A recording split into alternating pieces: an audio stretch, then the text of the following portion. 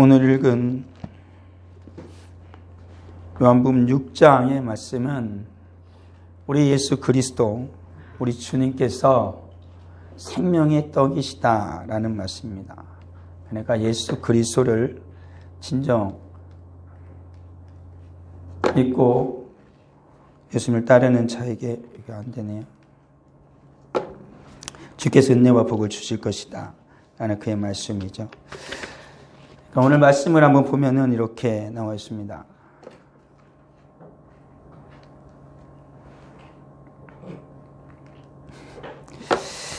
예수께서 이르시되 나는 생명의 떡이다 라고 말씀하고 있죠. 예수님께서 생명의 떡이시다 라고 말씀하고 있습니다. 그래서 예수님께 오는 자는 결코 줄이지 않을 것이고, 그리고 예수를 믿는 자는 절대 목마르지 않을 것이다 라고 말씀하고 있죠. 그러니까 예수님을 진정 믿고 예수님 앞에 나와서 예수님을 만나야 된다는 것이죠. 예수님께서 친히 나를 생명의 떡이라고 말씀하신 거 뭐라고 말씀이십니까? 예수님을 먹어야 된다는 것입니다. 그 말은 뭐냐면 예수 그리스도를 내가 먹고 예수 그리스도 내 안에 거하여야 한다라는 거죠. 그래야만 그는 주님 앞에서 영원히 목마르지 않은 인생으로 살아갈 수 있다. 줄이지 않은 인생으로 살아갈 수 있다라는 것입니다. 이 세상에 얼마나 공고한 자들이 많습니까? 이 세상에서는 수많은 떡을 있죠. 그걸 먹고 배가 부르지만 그 수많은 떡을, 내가 좋아하는 떡을 마음껏 먹어도 그들이 또다시 그 영혼의 주림이, 영혼의 가람이 항상 그들을 쫓아다니고 있다라는 것이죠. 그러니까 인간이라는 존재는 이 세상에 떡을 먹고 살아가는 존재가 아니다라는 겁니다. 오직 예수 그리스도로 살아가는 존재라는 것이죠. 근데 이 세상에 살아가는 인생들은 영원한 생명의 떡이신 예수 그리스도, 주님을 먹으려고 하는 게 아니라 이 세상에 주어지는 그 떡을 먹기 위해서 그렇게 바삐 움직입니다. 자기를 살리지 못할 그 떡을, 영원히 살리지 못할 그 떡을 먹고 뒤돌아서면 또다시 허하고, 먹고 뒤돌아서면 때론 후회할 그 세상의 떡을 먹느라고 분주하기 이를 데가 없는 것이죠. 그러한 자들을 주님이 부르신 것입니다. 예수가 생명의 떡이다 라고 말씀하신 거죠. 그런데 주님께 또 다시 하신 말씀이 뭐냐면, 주님이 분명히 내가 생명의 떡이다 라고 말씀하시고 나를 먹어라 라고 말씀하시는데 사람들이 안 믿는다는 것입니다. 오늘날에 많은 자들이 왜 예수님을 안 믿겠습니까? 왜 예수님께 안 나오겠습니까? 초청주일에 왜 안 나오겠습니까? 진정으로 예수 그리스도가 생명의 떡이라는 걸 믿지 못하는 것이죠. 심지어는 교회 다니면서도 믿지 못하는 자들이 있습니다. 그것이 가장 안타까운 것입니다. 교회 밖에 있는 자들은, 예수를 믿지 않는 자들은 예수님이 생명의 떡인 것을 모르겠지요. 그래가지고 생명의 떡이라고 말해도 믿지 않아도 그것이 어쩐데 이해가 됩니다. 그럴 수 있겠다. 그렇지만 교회 안에 있는 자들조차 예수 그리스도가 생명의 떡이다라는 것을 믿지 아니하는 자가 있다는 것이죠. 주님이 이렇게 말씀하셨잖아요. 너희는 나를 보고도 믿지 아니하는도다 라고 주님이 말씀하고 있다는 것입니다. 그런 것이죠. 제자들조차도 믿지 못했다라는 것이죠. 그 예수님을 따라다니며 수많은 기적을 경험한 자들도 예수 그리스도의 진정한 생명의 떡이라는 것을 믿지 못한 것입니다. 그래 예수님께 십자가에 죽으실 때 어느 누구도 주님 앞에서 같이 죽겠다고 달려간 자가 없고 다 도망한 자들이 될 수밖에 없었던 것이죠. 오늘 사람은 우리도 그렇습니다. 정말 예수 그리스도의 생명의 떡인 줄 알면 예수 그리스도와 함께 십자가를 지고 예수가 십자가를 따르는 자가 되죠. 그렇지만 예수가 생명의 떡인지를 진정 믿지 않으면 어떻게 하겠습니까? 예수님이 십자가를 지고 할 때 다 도망갑니다. 내가 고난이 오고 핍박이 오고 박해가 오고 세상에 이런저런 피해가 오고 그러면은 도망갑니다. 생명의 떡이신 예수 그리스도를 등지고 세상을 향하여, 세상의 떡을 향하여 나아가게 되어진다라는 것이지요. 그렇지만 주님 분명히 말씀하십니다. 그렇지만 주님은 한 가지 분명히 말씀하는 게 뭐냐면 내게 오는 자는 반드시 주님이 받아줄 거라는 겁니다. 그럼에도 불구하고. 그러니까 주님은 이미 모든 걸 준비하고 계십니다. 내게 오면 주님은 받아주고 결코 쫓아내지 않을 것이다 라고 주님이 말씀하고 있는 거죠. 그런데 오늘날 살아가는 인생들이 어떻게 합니까? 예수님께 안 오요. 이렇게 안 오는 것입니다. 그리고 예수님께서 자기를 쫓아냈다고 하는 자들도 있습니다.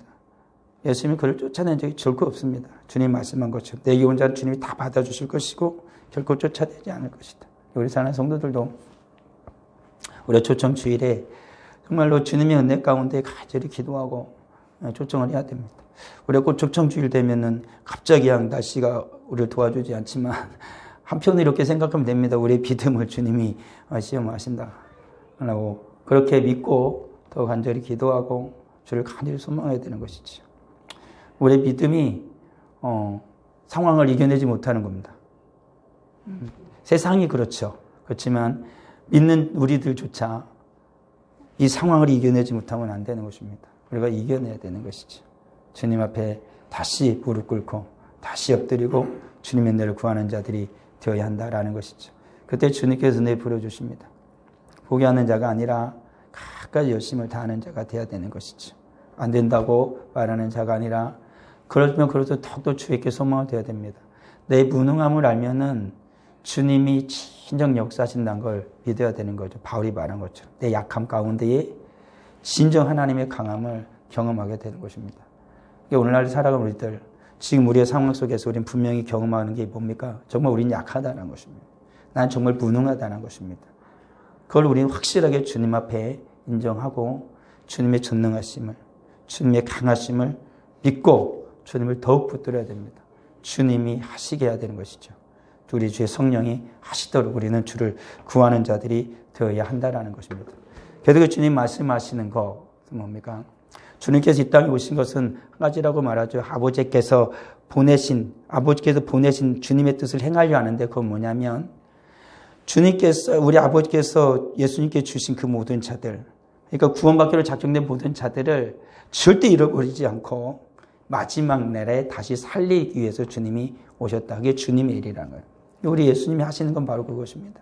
우리를 구원하실 뿐만 아니라 우리를 마지막 순간까지 우리 아버지 하나님의 나라로 반드시 인도하신다라는 것이죠.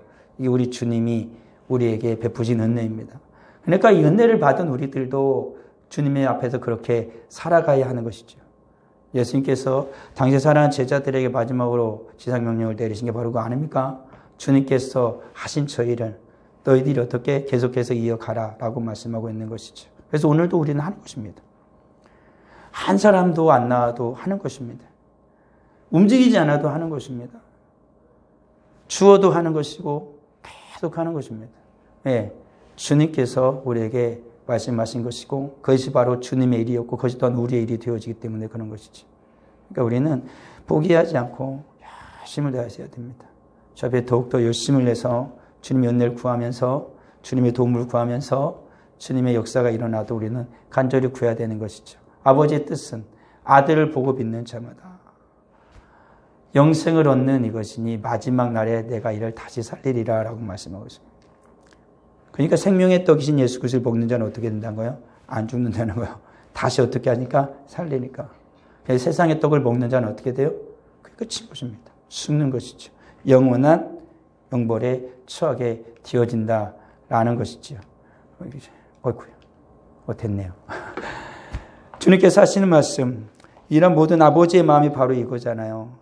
마지막 날에 예수를 통하여 결코 한 사람도 버리지 않고 주님의 거룩한 자들은 다 살리시는 거예요. 영원한 천국으로 데려가시는 거. 그게 아버지의 마음이다라는 것이죠.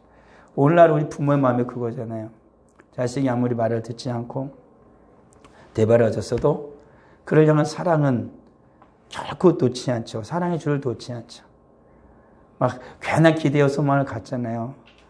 뻔한 걸 알면서도 그래도 그게 부모의 마음이죠.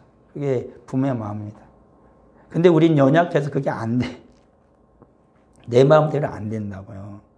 그래서 우리 아버지 하나님은 당신이 원하신 대로 하십니다.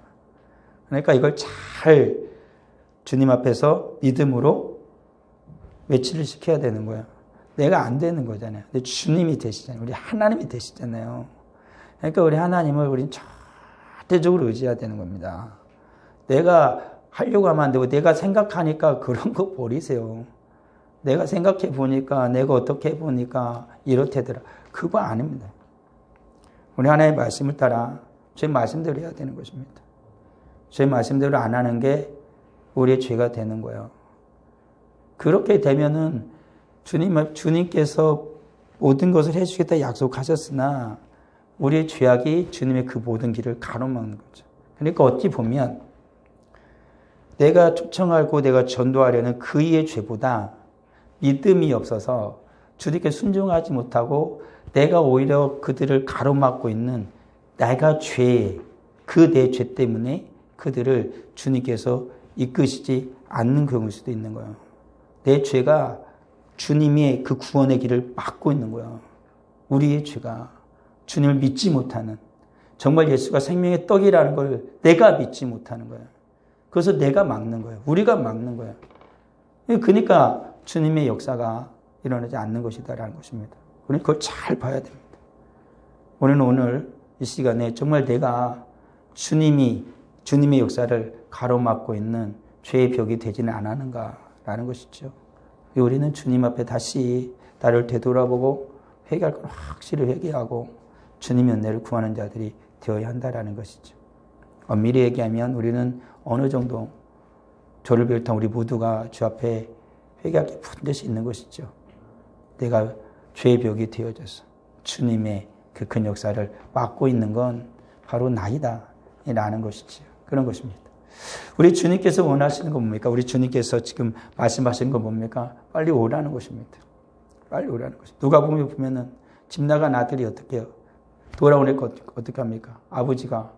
아버지가 먼 데서부터 그를 보고 측은히 여겨서 달려갔다라고 말합니다. 우리 아버지 하나님의 마음이죠. 그러니까는 오랫동안 집 떠나가지고 마취들 다 하고 막 탕진하고 막 허랑방탕하다가 막 몸도 마음도 다 망가졌어요. 그런 자가 오는데 아버지는 어떻게 해요? 그를 정말 불쌍히 여겨서 달려가가지고 왼발로 달려가서 그를 꼭 안아줬다라고 말하는 것이죠. 오늘 우리는 어떻겠습니까? 우리나라에 교회를 막 풍지박산 내고 막 나갔어. 교회를 막 완전히 반쪽까지 내고 나갔어. 가지고 막 지맘대로 살다가 이런저런 사람한테 상처 다 줬어. 그리고 회개하고 와. 진짜로 회개하고 와가지고. 그럼 어떡해 해서? 정말 받아줄 수 있겠어요? 의심을 먼저 하지 않겠습니까? 저것이 또 와가지고 무슨 짓을 하려고. 우리의 마음이 그게 드는 그 인간의 마음인 것입니다. 우리들이 그 인간의 마음은, 그 악한 우리의 마음은, 죄악된 마음은 아주 내 사랑하는 자를 전도하는 그 속에서도 우리 속에 그게 발동이 되는 거예요. 믿음 없이 일을 합니다. 저도 그런 것 같아요. 내가 의심을 해. 초청을 하면서 내가 의심을 하지. 안 올 것 같아. 내가 의심을 하는 거야. 미리 의심을 하고 하는 거죠. 절대 역사가 안 일어나죠. 그게 우리 죄인 겁니다. 그게 회개할 겁니다. 내가 먼저 믿지를 못하는데요. 저희한테 어떻게 믿음을 줍니까? 내가 주님을 믿지 못하는데, 주의 능력을 내가 믿지 못하는데, 전도할 저 사람을, 데려올 저 사람을 어떻게 주님 품으로 이끌겠냐는 겁니다. 완전히 주를 믿는 자가 돼야 돼요. 의심한 나를 우리는 회개해야 됩니다. 주 앞에 우리는 회개해야 됩니다. 그때 주의 역사가 일어나는 거죠.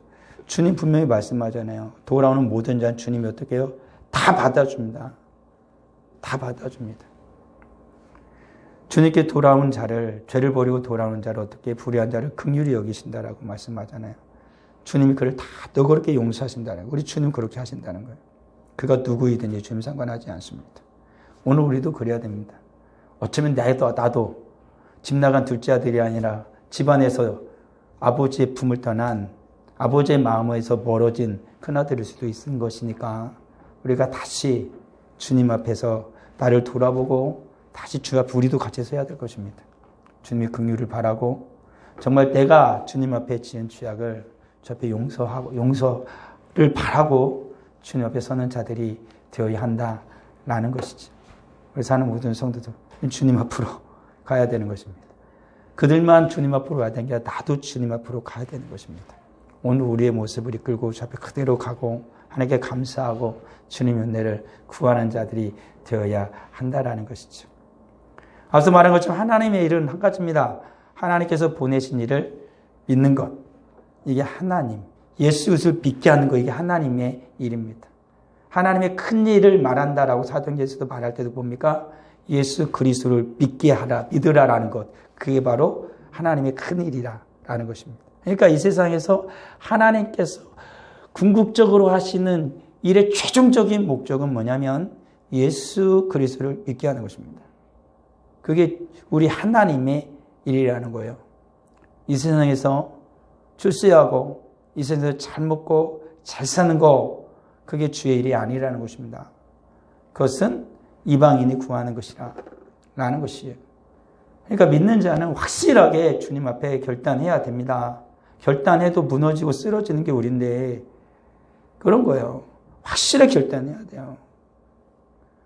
정말 주의 일은 한 가다. 오직 예수 그리스도를 믿는 것. 그리고 예수 그리스도를 믿기 위해서, 그리고 잘 믿기 위해서, 신앙의 성장을 위해서 우리는 내 인생이 보는 걸 버려야 되는 것입니다. 그게 그리스도인 거예요. 우리는 그렇게 살아야 됩니다. 그렇지 못하면 어떻게 되냐? 주님의 은혜에서 멀어지게 되는 것이고, 진정 주님의 은혜를 받은 자라면 오직 주를 위해 사는 자가 될 수밖에 없는 거예요. 그렇지 않으면 이란 걸 생각도 하지 말고 묻지도 말자고요. 그럼 그리스도인이 할 질문은 사실 아니잖아요. 그렇지 않습니까? 공부하는 학생이 학교를 들어갔어요. 그럼 학생은 뭐 해야 돼요? 공부해야 되죠. 근데 얘가 물어보는 거예요. 공부 안 하면 어떻게 돼요? 참 희한한 질문 아닙니까?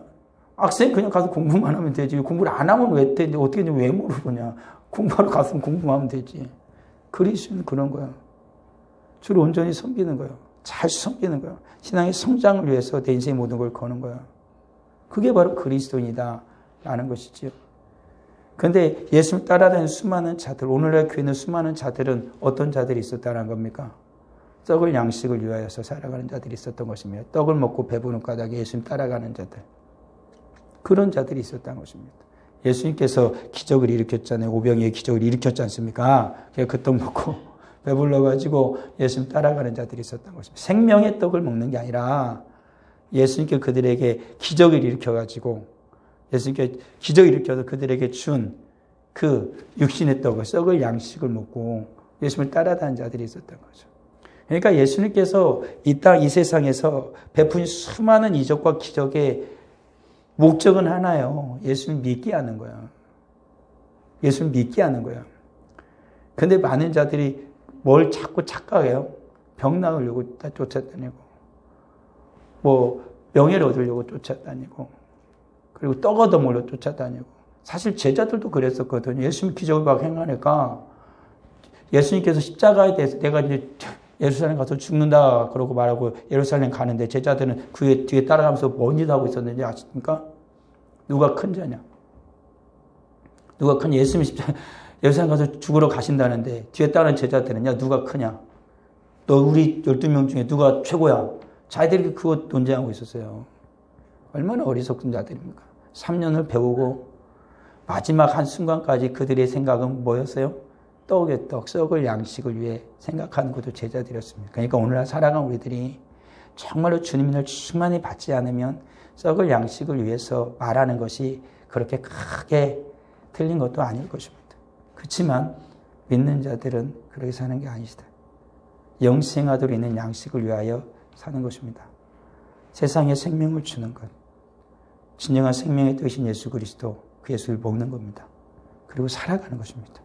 그게 성도고 그게 그리스도인 거죠. 그렇지 않으면 어떻게 됩니까? 모든 자들이 주님 오실 그날에 죽을 수밖에 없는 것이죠.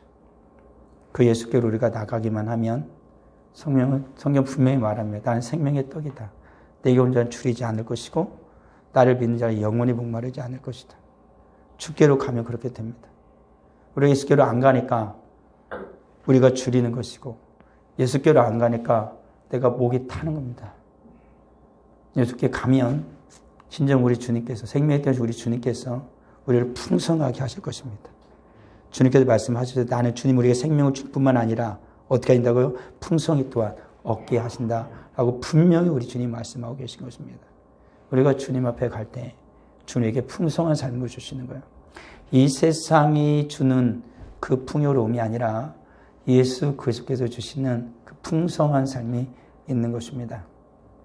돈을 똑같이 100만 원을 벌어도 어떤 사람은 족하고 감사하며 살아가지만 어떤 사람은 불만과 불평 속에서 살아갑니다. 1000만 원을 벌고 1억을 벌고 어떤 사람은 감당할 수 없는 수많은 재산을 쌓아놓아도 결코 그는 만족하지 못하고 굶주린 자처럼 살아가는 자들이 있다라는 것이죠. 여전히 타는 목마름으로 이 세상을 허덕이는 자들이 있다는 것입니다. 사막을 걸어가는 자처럼, 광야를 걸어가는 자처럼. 그렇지만 예수 그리스도 주님을 먹는 자는 결코 줄이지 않고 풍성한 삶을 살 것이고, 예수 그리스도를 먹고 살아가는 자는 영원히 목마르지 않을 것입니다. 타는 목마름은 이 세상에서 갈급한 심령으로 이 세상의 수많은 욕망과 욕심과 죄악을 향해서 헐떡이며 쫓아다닌 자들이 아니라 생명이 되신 예수 그리스도를 마시고 충분히 만족하고 자족하며 주께 영광을 올려드리며 살아가는 자들이 된다라는 것이죠. 우리를 줄이게 하는 것, 우리를 목마르게 하는 것은 생명이 되신 예수 그리스도를 먹지 아니하고 우리의 욕망과 욕심과 인간의 욕정을 따라 살아가기 때문에 우리는 줄이는 것이고 우리는 목마른 것입니다. 다시 예수 그리스도께 나가서 예수를 먹는다라면, 욕망으로 살아가는 것이 아니라 주님 연대로 살아간다라면 진정 생명이 되신 예수 그리스도께서 우리를 줄이지 않게 하실 것이고 우리를 목마르지 아니하도록 은혜 베풀어 주실 것이다 라는 것이죠. 그게 우리 주님이십니다. 그런 주님을 믿고 우리는 따라가는 자들이 돼야 돼요. 중간에 나왔던 것처럼 그럼에도 불구하고 안 믿는다는 것이죠. 예수 그리스도의 말씀을 믿으면서도 제자들이 못 믿었으니까 오늘 살아가는 성도들이 주의 말씀을 들을 때 다 믿겠느냐? 안 믿는 거예요. 못 믿는 거예요. 맞아, 못 믿는다는 말이 맞아요. 이게 주님의 은혜가 아니고서는 믿을 수가 없으니까 그런 거예요.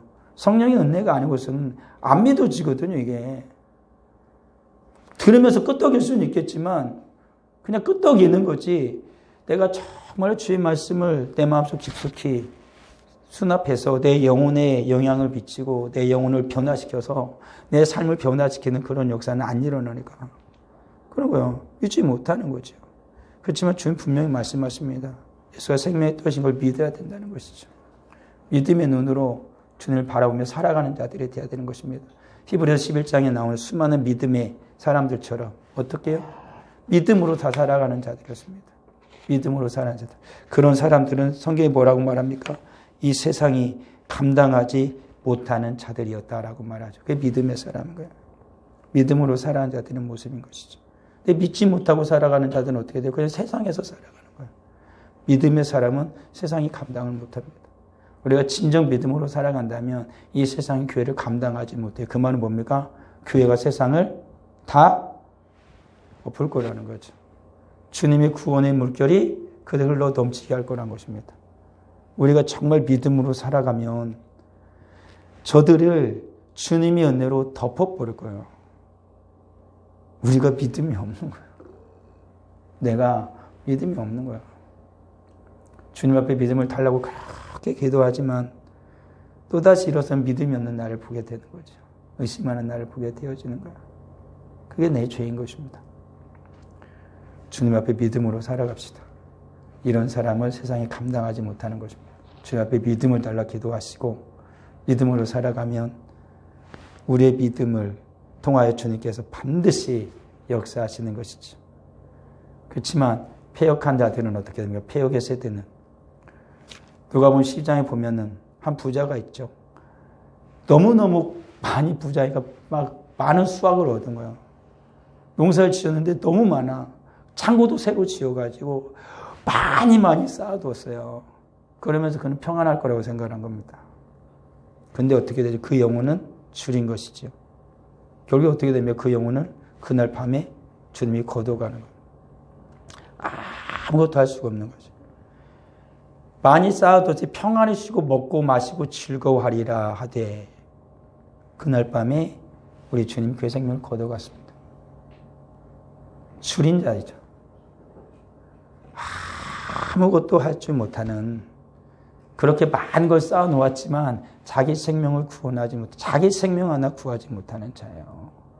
그리고 그는 사라지는 겁니다. 이 우주의 먼지로 사라지는 거예요. 패역한 자들의 삶인 것입니다. 욕망으로 살아가다가 우주의 번지로 그냥 사라지는 것이지. 또 한 부자 이야기는 거짓 나사로와 부자 이야기죠. 날마다 자세히 고운 베옷을 입고 호화롭게 즐겨요. 모든 세상을 즐기며 살아갑니다. 근데 나서는 어떻게 됩니까? 거지예요. 헌데를 알아요. 상에서 떨어진 부스러기를 먹는데 그 상처를 개가 핥아요. 그런 인생을 살아가는 것입니다. 이 세상을 살아가는 인생들은 다 저 부자처럼 그냥 창고를 만들고 쌓아놓고 막 내 통장에 막 계속 창고를 쌓고 하면서 막 또 쌓으면 또 다시 해가지고 또 막 또 불리고 주식에도 또 불리고 막 그러면서 살아가는 것이 인생의 목적인 그렇게 사는 자들이 참 많지요. 그렇지만 호화롭게 즐기면서 살아가는 것이 정말 인생의 목적인지 알죠. 그렇지만 성경은 절대 그렇지 않다라고 말하죠. 부자도 죽었습니다. 그리고 나사도 죽었습니다. 한날 죽었다라고 말씀합니다. 이게 주님의 은혜인 거예요. 한날 죽었다고. 부자도 나사로도 같은 날 죽었어요. 근데 그 다음에 성경 분명하게 말씀하잖아요. 부자는 지옥에 떨어졌고 나사로는 천국에 간 겁니다. 주님 예수 그리스도의 은혜가 그에게 미치게 되어진 것이죠. 우리 사랑하는 성도들, 패역한 세대 속을 살아가지만 패역한 자들의 삶을 살아서는 안 됩니다. 믿음으로 살아야 되죠. 예수님께서 말씀하셨잖아요. 믿음이 없고 패역한 세대라고 말합니다. 그래요. 믿음 없이 살아가는 세대가 패역한 세대예요. 예수를 믿지 않고 살아가는 세대가 패역한 세대인 것입니다. 욕망과 욕심을 따라 살아가는 세대가 패역한 세대인 것입니다. 얼마나 많은 인생들이 그 패역한 세대 속에서 같이 패역한 삶을 살아갑니까? 주님 말씀하는 거죠. 패역한 세대를 살아가지만 믿음으로 살아가야 된다. 라고 주님이 말씀하고 있는 것입니다. 아버지께 내게 주신 자는 다 내게로 올 것이요 내게 오는 자는 내가 결코 내쫓지 아니하리라. 자기를 찾는 자들의 상 주시는 이심을 믿어야 할 것이다. 우리 주님을 찾는 자 우리 하나님의 상 주시는 이십니다. 우리가 우리 죄를 자백하면 그는 미쁘시고 의로우사 우리 죄를 사하신다라고 말씀하고 있습니다. 이게 우리 믿음으로 살아가는 자, 믿음으로 나아가는 자에게 베푸시는 주님의 은혜죠. 주님은 쫓지 않을 것입니다. 믿음으로 주 앞에 나아가면 너 누구야? 라고 주님 묻지 않습니다. 무조건 주님 받아주시는 것이죠. 그리고 그러나 주 앞에 나아갈 때 우리는 또 다른 믿음이 있어야 됩니다. 정말 주님이 상을 주실 것이다. 내 기도를 들을 것이다. 나를 받아주신다. 나를 기뻐하신다. 라는 믿음이 있어야 되는 것입니다. 그리고 죄가 있다라면 숨기지 마십시오. 인간들은 죄를 숨기려고 하는 습성이 있습니다. 그게 죄의 습성인 거죠. 죄는 감추는 거죠. 그렇지만 은혜는 자기를 드러내는 겁니다. 주님 앞에 내 죄를 다 자백하는 것이죠. 그러면 주님께서 다 사해 주시는 것입니다. 깨끗하게 해주신 것입니다. 주님께서 깨끗하게 해주시는 겁니다. 내가 깨끗하게 나를 씻을 수 있는 게 아니다라는 것이죠. 믿음으로 주 앞에 나가야 되는 것이죠. 믿음으로 살아가는 이 세대 가운데 반드시 마지막 날은 옵니다. 성경이 나왔잖아요.